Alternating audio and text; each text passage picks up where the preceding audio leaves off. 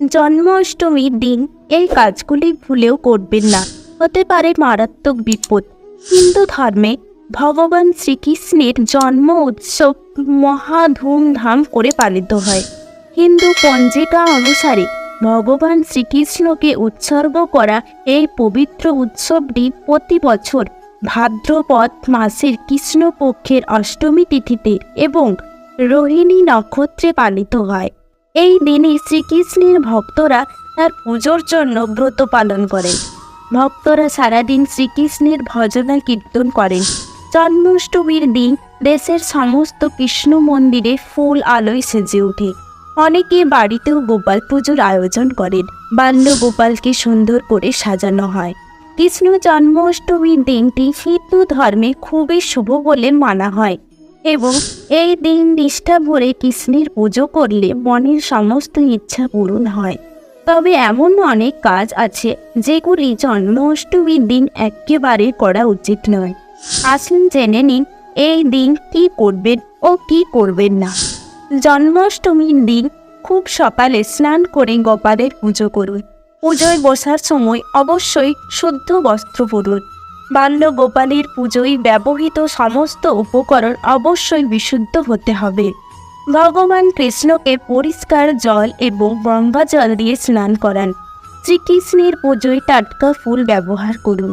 তামা, পিতল ও মাটির প্রদীপ পুজোয় ব্যবহার করুন। বাল্য গোপাল মাখন, মিশ্রি এবং তুলসী পাতা খুব পছন্দ করেন, তাই অবশ্যই সেগুলি তার ভোগে অন্তর্ভুক্ত করুন।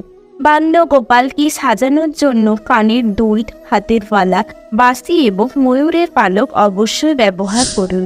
বাল্য গোপালের আরতি করার পরে তাকে ভোগ নিবেদন করুন। দোলনায় দোলান এবং তারপর দোলনায় থাকা পর্দা বন্ধ করতে ভুলবেন না। এই দিন খাদ্যশস্য বিলি করতে পারেন।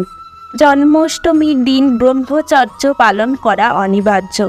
এই দিন পবিত্র মনে নিষ্ঠা ভরে ভগবানের পুজো করা উচিত। জন্মাষ্টমীর আগের দিন নিরামিষ খেয়ে সংযম পালন করতে হবে এবং রাত 12টার মধ্যে খেয়ে নিতে হবে। ঘুমানোর আগে ভালো করে মুখ ধুয়ে তবে ঘুমাতে হবে।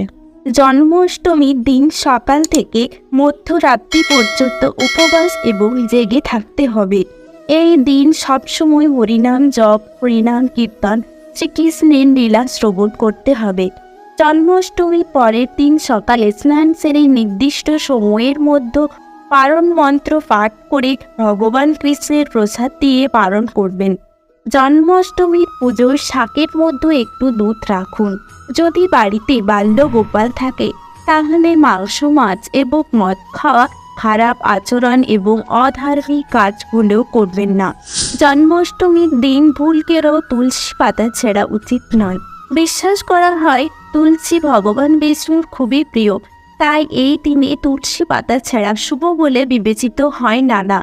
যারা জন্মাষ্টমী ব্রত পালন করেন না তাদেরও এই দিনে ভাত খাওয়া উচিত নয়। একাদশী ও জন্মাষ্টমীতে ভাত এবং যবের তৈরি খাবার খাওয়া নিষিদ্ধ বলে মনে করা হয়। পেঁয়াজ বা অন্য কোনো আমিষ জাতীয় খাবার এই দিনে খাওয়া উচিত নয়। মাছ, মাংস এবং অ্যালকোহল বাড়িতে আনা উচিত নয়। কৃষ্ণ জন্মাষ্টমীর দিনে কাউকে অসম্মান করবেন না। ধনী বা গরিব সব ভক্তই তার কাছে সমান। কোনো দরিদ্র ব্যক্তিকে অপমান করলে ভগবান কৃষ্ণ অসন্তুষ্ট হতে পারেন। জন্মাষ্টমীর দিনে গাছ কাটা অশুভ বলে বিবেচিত হয়। শ্রীকৃষ্ণ সব কিছুর মধ্যে বসবাস করেন, বরং সম্ভব হলে এই দিনে বেশি করে গাছ লাগাতে হবে। এতে ঘর পরিবারের সুখ ও শান্তি বজায় থাকবে। এই দিন গরুকে অবহেলা করবেন না। ভগবান কৃষ্ণ গরুকে খুব ভালোবাসতেন। ছোটবেলায় তিনি গরুর সঙ্গে খেলা করতেন। প্রচলিত বিশ্বাস অনুযায়ী গরুর পুজো করলে শ্রীকৃষ্ণের আশীর্বাদ লাভ হয়। যারা এই দিনে ব্রত পালন করে তাদের রাত 12টার আগে ব্রত ভঙ্গ করা উচিত নয়।